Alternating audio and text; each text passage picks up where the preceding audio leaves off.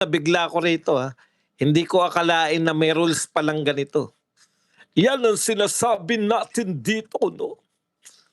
Sabi po ni Marcoleta, puwede namin silang paaresto para bumalik, pero hindi nila ginawa. Ayan, yan po yung, ang pinatutungkulan po ni Senator Marcoleta yung pagwo-walkout. Kaya kung papatulan po ni Marcoleta itong, sinasabi ng napakagagaling. Alam niyo po, isa lang napatunayan natin dito sa minority, yung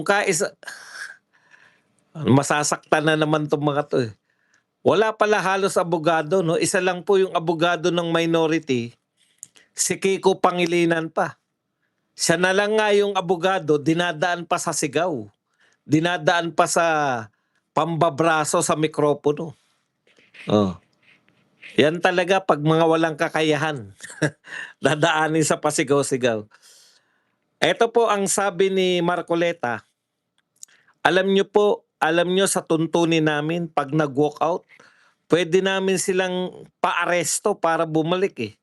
Oo, nasa rules namin pero hindi na namin ginawa.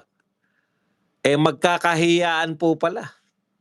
Dahil ang, isinisigaw lagi ni Ping Lacson, nasa inyo ang majority pero nasa amin naman ang rules, 'di ba? Kay Lacson galing 'yan, eh. Ngayon 'pag pinatulan pala kayo ni Marcoleta sa rules ninyo, puwede pala kayong paaresto at dalhin para maibalik sa Senado. Kaya lang magkakahiyaan na po talaga, eh. Talagang nakakahiya na po. Baliktad po yung sinasabi ng mga 'to, eh. Hindi po itong Senado na 'to sa pamumuno ni Alan Peter Cayetano, hindi po ito ang walang dignidad na Senado. Ngayon lang nga po nagkaka-interes na ulit ng mga tao sa Senado, eh. Ngayon lang nga tayo nakakakita na bumabalik na po yung pag-asa ng mga tao sa Senado ngayon. Tama si Amy Marcos nung sinabi niya na nagsimula po na mawalan na ng amor ang mga tao sa Senado.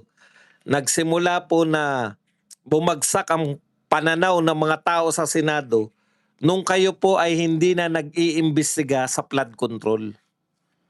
Sige, anuhin muna natin 'to si Marcoleta, maraming sinabi. Kasi alam mo ang ginawa nila, umalis nga sila, nag-walk out. Naiwan si Tito Soto para siya mag-question ng quorum. Bakit mo i-invoke if whether or not we have a quorum? Alam mong mawawala ang quorum dahil umalis kayo, eh. Tama, sinadya ninyo. Alam niyo po yung pagkawala po ng quorum, hindi po pwedeng yung nanadya na mawala ang quorum, sila pa yung mananawagan na wala na tayo sa quorum, 'di ba?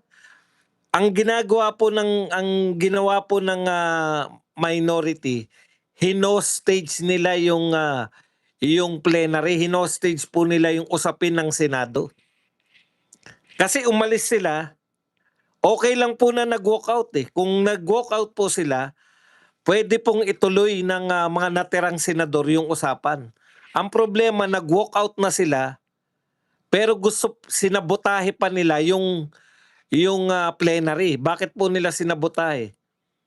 Sila pa rin po yung nanawagan ng quorum.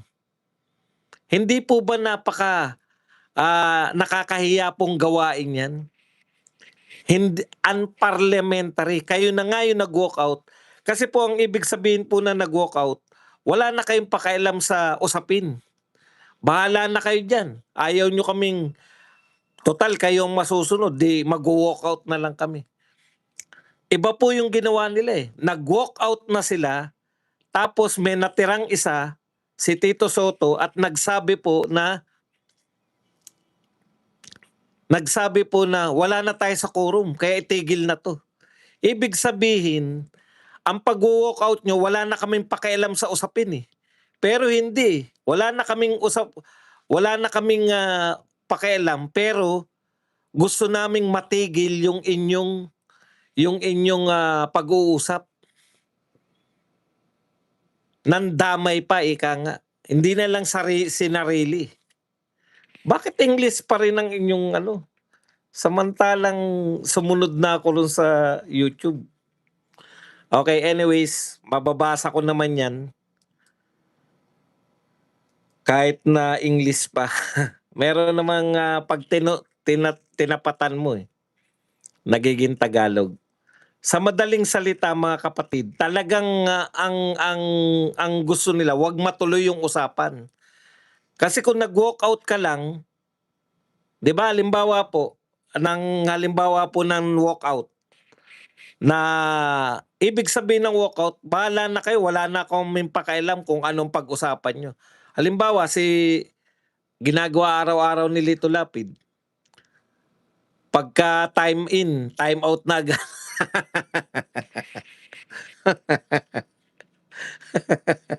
Di ba? O, yun po. Ganun sana, yung wala na kayong pakialam, kaso gusto nyo pa matigil eh. Nagdeklara pa si Lacson na dahil sa ginalawa nilang walkout, nanalo sila. O, imagine niyo kung gaano po kasutil.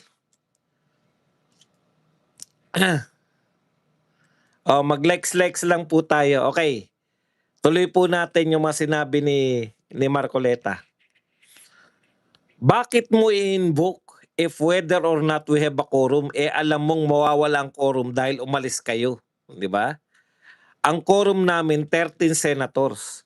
So kung 11 kami noon at sila naman ay siyam, ilan yun? 20. So lagpas sa quorum, umalis ang siyam, 11 na lang kami, wala nang quorum.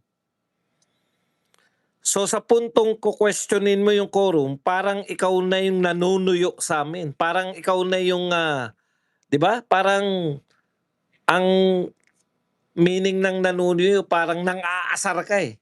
O mag-walkout kami, wala na kayong quorum.